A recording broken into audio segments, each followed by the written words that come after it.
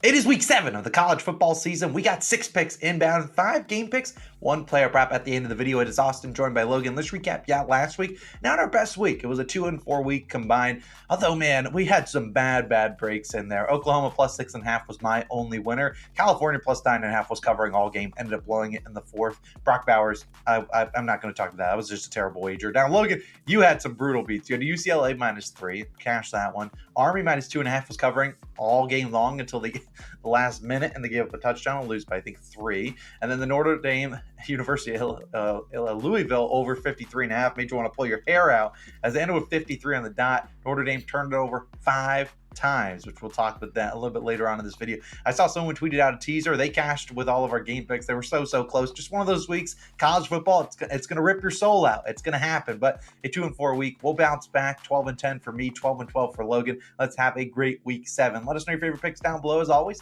And be sure, if you are new, hit that subscribe button, drop a like too. We certainly would appreciate it. But I'm going to dive into my picks. I'm just going to start with this first one and arguably the biggest game of the weekend.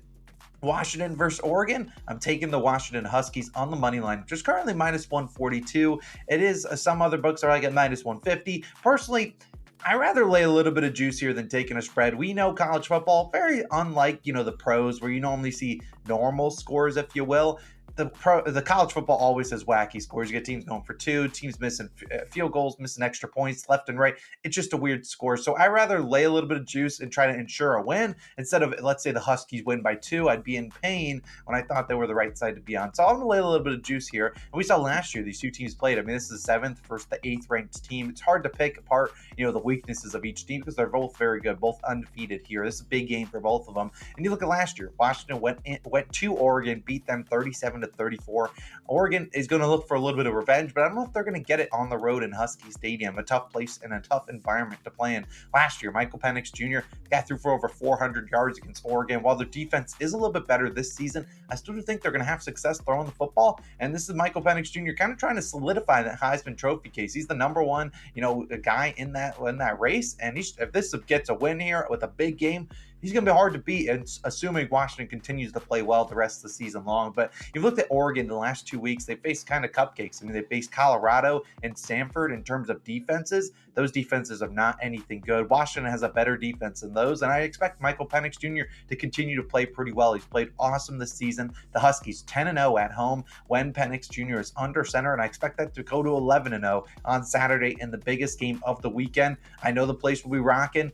Washington Husky fans, I think they'll be out there and they'll show up for their team. And look, we know how big home field advantage is in college football. I think will play a big difference here. I never trust Bo Nix on the road. Both teams are great. And if Oregon won, it wouldn't surprise me. They're a great team, but I'm going to roll with the home team in this one. Washington Huskies, I think they step up and win this game. My first pick of the weekend. But Logan, where's your first pick going to be? Yeah, my first pick is tied to the color of your polo. I love the color of your polo because it's Carolina blue. I'm taking UNC -3, -116 odds on Bet365. Currently your best value there. Now, if we know this matchup, this ACC matchup versus Miami, we know Miami had an absolute heartbreaker last week. Do I need to talk about it? You probably saw it all over, social media and everything. The fact that they could have just kneeled the game out and won the game and instead end up fumbling, and not only fumbling, but allowing a deep game-losing touchdown.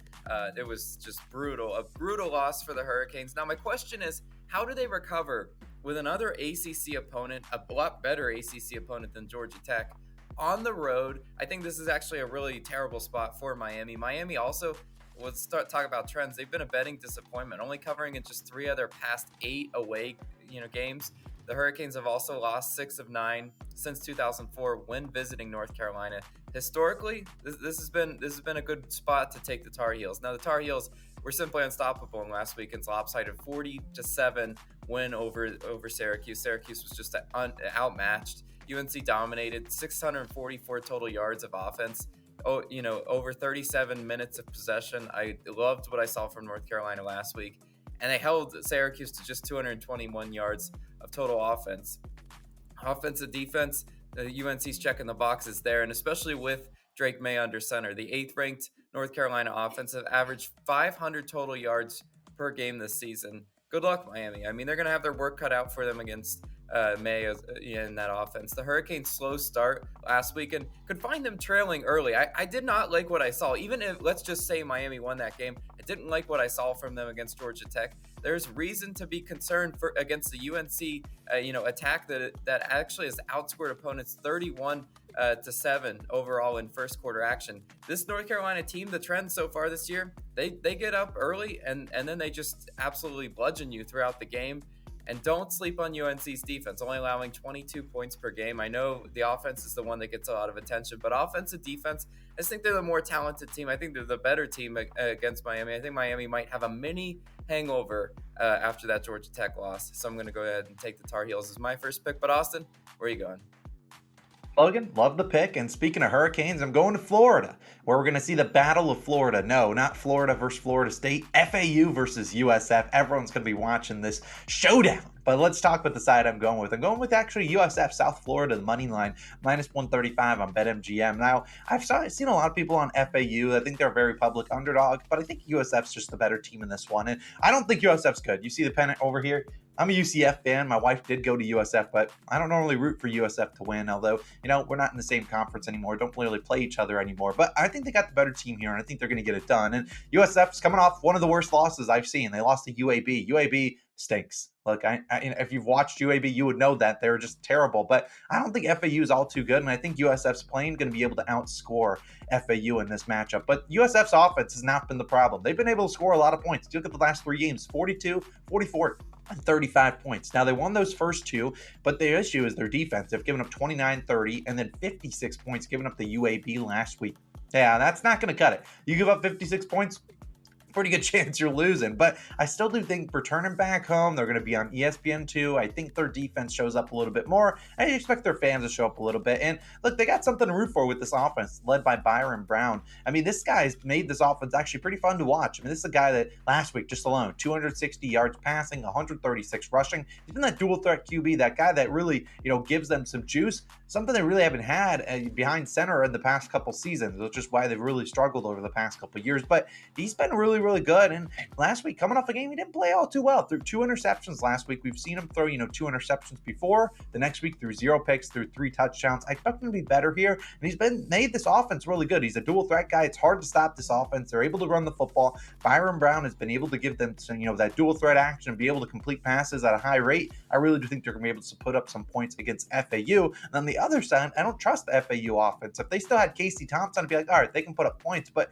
Casey Thompson tore his ACL in week 2. Since then, their offense has only scored 14, 17, and 20 points. It's been their defense having to keep them in games. You got to look at Daniel Richardson, their quarterback, completing less than 60% of passes. And while he has faced some tough defenses, he'll likely have more success against the USF defense. I still don't think this is, a guy I really would want to back at FAU. The over-under is still in the 60s, so they're expecting a high-scoring game. I expect USF, a team that has not lost back-to-back games all year long, is 2-1 at home. Their only loss being to Alabama when they were 33-point underdogs, and they were tied at halftime. I think lost that one 17-3. I really am going to trust USF, the Bulls. I'm going to trust them on the money line. You can lay the points if you want to, but very similar to Washington, I'd rather just get a winner instead of having to sweat out, something crazy to happen if at the end of the game where they maybe only win by 2 points or 1 point. We see it all the time in college football. So give me the money line, USF, the Bulls. I'm rocking with them on the money line. But Logan, what's your second pick of the weekend going to be? Yeah, I'm going out to a team that treated us right last week. I'm taking the UCLA Bruins. I'm taking them plus 3.5 in this one. Minus 110 odds on BetMGM, your value there. Now, the Bruins, they're going to have a tough test for sure, in Corvallis against Oregon State. Let's talk about what they did last week, though, for us. They rolled to a win against Washington State, a really good Washington State team. I got a lot of pushback on that pick. Naturally, but they held Washington State to just 216 total yards, the 4th straight game that they've held an opponent under 300 total yards. So what do I like about UCLA? I like the fact that they can beat you, obviously a talented offense and offensive mind with Chip Kelly, but it's their defense that's been getting it done in these games. UCLA is holding opponents to an average of 12.2 points a game and has kept every opponent this season to under 20 points. Bruins D has just allowed 5 touchdowns the whole entire season. So again, I love defenses at the college level that are playing like this. It's someone that's definitely, going to get my money. And they're also holding teams to just 64.6 rushing yards, which is the second fewest nationally, while ranking first in yards per play allowed. They're stopping the run. They're physical up and at the line of scrimmage, and they're not giving up those chunk yardage plays that just are backbreakers in college football. So I really do think they can stop DJU. I think they've got a good plan of attack for Oregon State. Now, Oregon State's defense has allowed Cal to rack up 448 yards and 40 points last weekend. I mean, that's Cal. Come on, man. Cal is not a juggernaut offense. UCLA freshman, quarterback Dante Moore. We know how talented this guy is. He's averaging 16.5 yards per completion. That's third best in the nation coming in, and he's just really coming into his own in this one. I think Dante Moore is going to be pretty equipped to pretty much light up this Oregon State defense. I mean, if Cal can do it, I'm thinking UCLA can do it. Struggles for the Beavers have also come on the defensive side of the ball. They've not been as good as advertised. Normally, defense is Oregon State's calling card. Oregon State sits atop at 100 in both tackling and defensive rushing success rate. They're bad. They're near in the back of the pack at 100. I don't know if I said that right, but the Beavers also rank 120th in passing down success rate. Teams are pretty much able to convert. They're able to move the ball on this Oregon State defense. And if UCLA offensive line plays up to what they've been playing up to this year, keep Dante Moore in a clean pocket, error-free, they should win this one. And they should win it, and at bare minimum, cover it. I'm going to go ahead and take the points for safety. In college football, Austin Ice philosophy is the same. We don't leave points on the table. You could chase the underdog. You sprinkle on the money line, fine. But I'm going to go ahead and take UCLA with the points. I think it's the better bet to make. But Austin, you got a player prop for us, and I need redemption after last week. Yeah, like Logan touched on it. Last week just was terrible. Giving out a Brock Bowers under. What am I doing? That was probably the worst pick I've given out on the channel ever. But this time we're going to an over because we're not taking any more college football unders. Those are just no fun. It's college football. We want to have something fun to root for. We are 3-1 in college football props this week, going to 4-1. Let's talk about this guy. We're talking about Jack Plummer today, the Louisville quarterback. I think he's over 225.5 passing yards, minus 115 on DraftKings. Now, this line could change by the time for kickoff comes around because there is a little bit of weather concerns here. It might be a little bit of a rainy day, but I'm not too concerned about that for Plummer. I expect to have a big day. And you look at how he's done so far this season, kind of going to go in chronological order from the start of the year all the way to last week. We've seen him have 247, 238, 388, 286, and 145 passing yards. So he's hit this over in 5 of 6 games. The one miss was last week when we talked about at the top of the show that Notre Dame and Louisville game. Not on him, really. I mean, Louisville smoked them, and they didn't have to number one, throw the ball. Number two, they had short fields every single time. Sam Hartman, 3 interceptions, also had 2 fumbles. They had 5 turnovers. They had the ball on, Notre Dame's side of the field the whole game. Of course, you're not going to get a lot of passing yards, but I expect actually Louisville to struggle in this one against Pittsburgh, and I think they might have to throw the ball in what could be a negative game script. They are about 7.5 point favorites. I would not be surprised if Louisville's trailing in this game. Pittsburgh could play, tough at home, and we've seen on backs against the wall for this Louisville offense, they like to throw the football. You look at their head coach, Jeff Brom. He's a former quarterback. He was a quarterback's coach, now their head coach. His tendency is always going to be to throw the football. He still wants to establish the run. This is not a team that's, throwing it 75% of the time. No, they're still running the ball. But look, this is Louisville's second road game, their only road game of the year. They struggled in that one. They had to throw it 35 times. It was a negative game script, and I expect them to lean on his arm against Pittsburgh. Even if the weather's not great, Jack Plummer, he just has to throw some screen passes, get those guys in space. We've seen guys in space in college football can take passes, 5 yards, take them 70. That happens all the time, and we've seen quarterbacks have success versus Pittsburgh. You saw last week, Virginia Tech's quarterback, he completed only 12 passes, and he still hit the over. Drake May, who Logan touched on UNC earlier a second ago, he threw for 296 the week before against Pitt. So I think offenses are seeing, hey, we can throw against this Pittsburgh Panthers defense. I think they're going to have to throw here too. I think Pitt will load the box, make a guy like Jack Plummer beat him, and I think he certainly can. 225.5, not a very high line. We've seen long college football plays all year long. If we can get a couple of those long plays, I think Plummer covers this with ease. That will be my favorite player prop of the weekend for college football, over 225.5. If you're looking for player props and you're on like a book like DraftKings, or if you're on FanDuel, some states do not have player props for college football. I don't know why, but this is more so for my daily fantasy people, the people on the PrizePicks, Sleeper, Underdog Fantasy of the world. You'll see it there. But Jack Plummer, we're rolling with you. But Logan, I'll let you wrap it up. Third and final pick of the week. Where are you going? Yeah, I'm going to an SEC East versus West showdown. I'm taking Missouri plus 2.5 points, minus 104 odds on FanDuel, your best value there. Now, Kentucky quarterback Devin Leary It's had a rough go so far in SEC play. This is not a guy I want to back. I do not want to back Kentucky. Despite them being the favorites, I don't really care. Underdogs win and cover all the time in college football. Devin Leary has only completed 45.9% of his passes versus SEC opponents.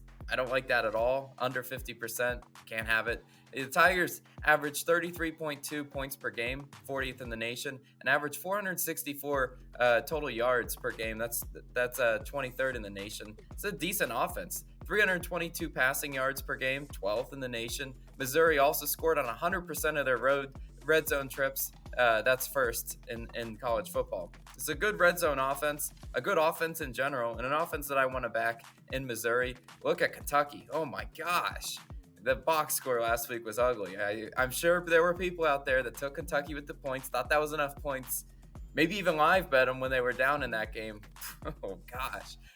Kentucky surrendered 608 yards of total offense and they lost to Georgia as they passed for 435 yards, averaged 10.4 yards per completion, and the Kentucky defense was nowhere to be found in this one.